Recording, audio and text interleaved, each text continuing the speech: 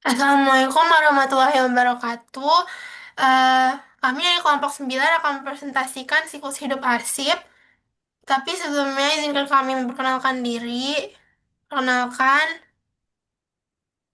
nama saya Sabrina Lembayung. Nama saya Nadira Putri Madani. Nama saya Dinda Safa Zahra. Oke, materi pertama akan disampaikan oleh Dinda.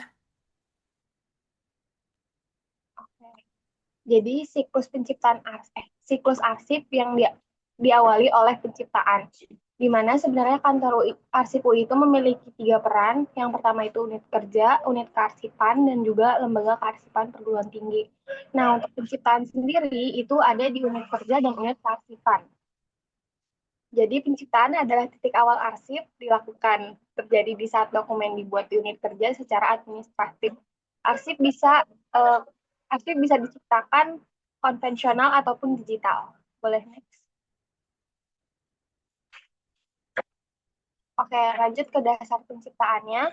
Awalnya pembuatan dokumen mengacu pada tata naskah dinas UI, di mana di tata naskah dinas UI itu mengatur bentuk, format, eh, ataupun cara untuk membuat suatu dokumen tersebut gitu. Tapi di era digital saat ini, pembuatan, pendistribusian, dan penandatanganan dokumen menggunakan Andini atau aplikasi naskah dinas elektrik. Nah, di mana Andini itu membantu proses penyusunan, persetujuan, dan distribusi naskah dinas menjadi lebih cepat dan terintegrasi secara digital. Boleh next. Lanjut, peran dan sistem dalam penciptaan. Apa aja sih, siapa aja dan sistem apa aja yang berperan dalam penciptaan. Yang pertama itu ada konseptor atau orang yang menyusun isi naskah pertama kali, bisa staff, admin, atau pejabat tertentu.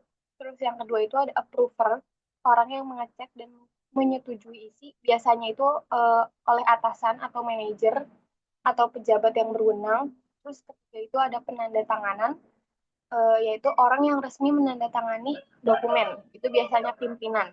Terus ada nomor otomatis atau nomor klasifikasi, yaitu sistem yang memberi nomor surat secara otomatis. Dan ada e-sign, tanda tangan digital yang digunakan secara elektronik. Boleh next.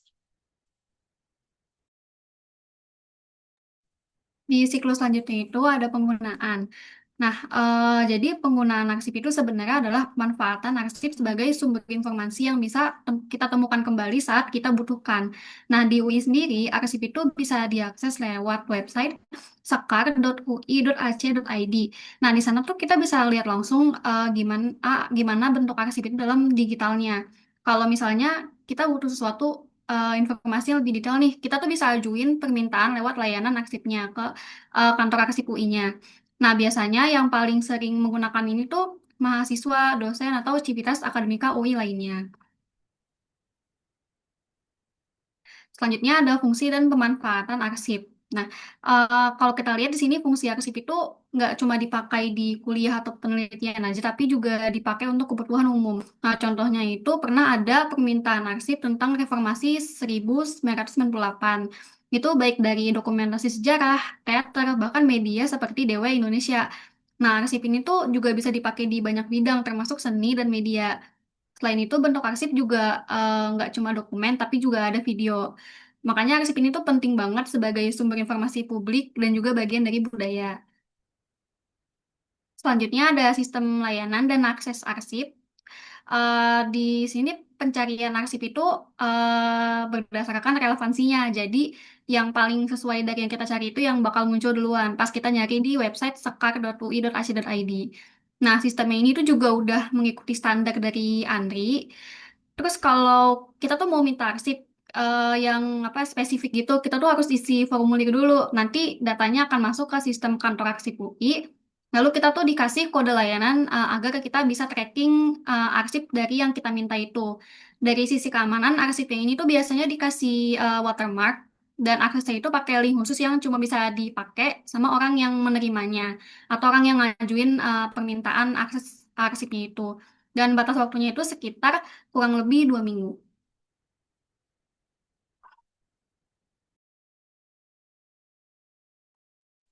Oke, lanjut ke pemeliharaan. Jadi pemeliharaan arsip sendiri adalah proses untuk menjaga arsip agar tetap aman, utuh, dan bisa digunakan.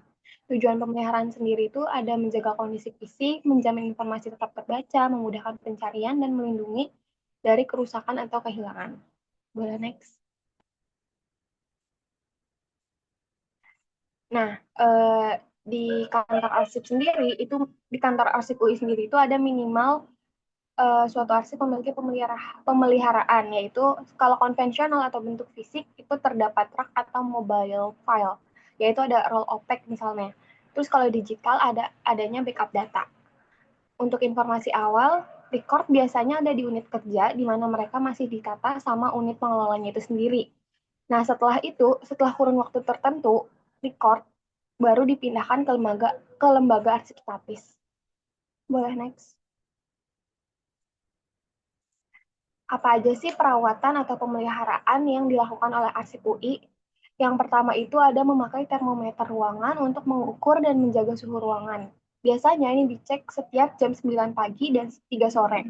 Lalu yang kedua ada memakai dehumidifier untuk mengukur dan menjaga kelembapan ruangan. Ini juga dicek setiap jam 9 dan 3 sore. Lalu yang ketiga itu ada memisahkan tiap arsip di dry box sesuai namanya. Terus ada backup data dan menentukan keamanan dokumen secara digital. Ada menggunakan rak dan mobile file seperti yang sebelumnya dibilang. Terus ada dilakukan fumigasi yaitu metode pengendalian serangga. Lalu ada penentuan dokumen sangat rahasia dan umum. Gimana gimana sih cara menentuinya? Yang pertama itu saat proses penciptaan, suatu dokumen diberikan kode klasifikasi. Pada kode klasifikasi terdapat hak akses suatu dokumen. Nah, pada kode di awal penciptaan kode klasifikasi itu dilakukan uji kompetensi, di mana suatu dokumen dinilai dampak penyebarannya. Misal suatu ijazah dinilai dampak penyebarannya apakah kalau disebar itu bisa berpengaruh ke UI atau enggak gitu. Terus yang ketiga, jika dokumen bersifat rahasia itu tetap bisa diberikan kepada pihak tertentu, misal penegak hukum.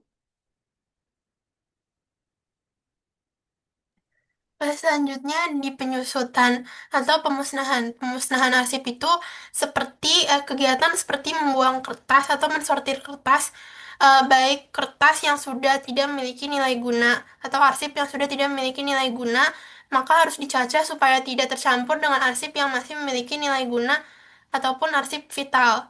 Dengan cara selanjutnya, yang pertama, fakultas melaporkan dulu dan mengirim arsip yang akan dimusnahkan ke kantor arsip UI. Yang kedua, arsiparis melakukan penilaian ulang terhadap arsip yang diajukan. Yang ketiga, arsip dimusnahkan jika sudah tidak memiliki nilai guna, sesuai dengan prosedur JRA. Nah, yang keempat, diterbitkan surat pertimbangan yang disahkan oleh dekan serta direktur hukum dan kearsipan. Yang kelima, dibuat berita acara sebagai bukti pemindahan dan pemusnahan arsip. Selanjutnya, setelah masa retensi, arsip ini, arsip yang telah melalui seluruh tahapan yang tadi diserahkan ke vendor untuk dicacah. Lalu hasilnya biasanya vendor bekerja sama dengan pihak ketiga untuk mendaur ulang kembali kertas cacahan menjadi kertas daur ulang.